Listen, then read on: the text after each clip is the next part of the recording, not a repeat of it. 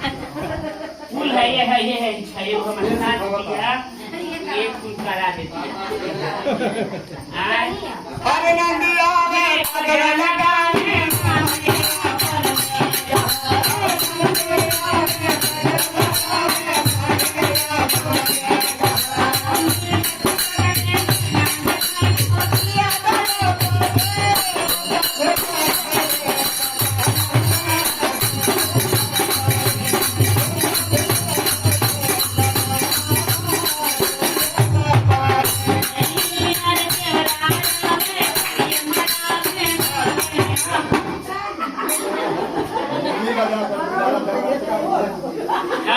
उंजनी की गाड़ देवला को गाड़ मरल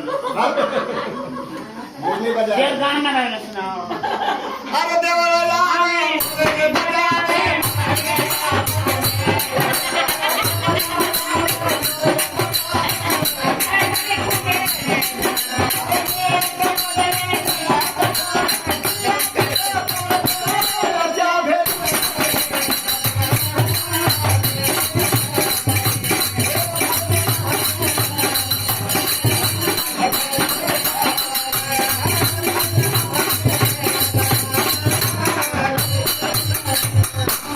आप सब सारी कितने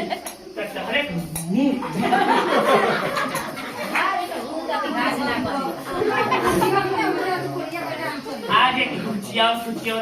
मुझे धीरे से कान में खोल के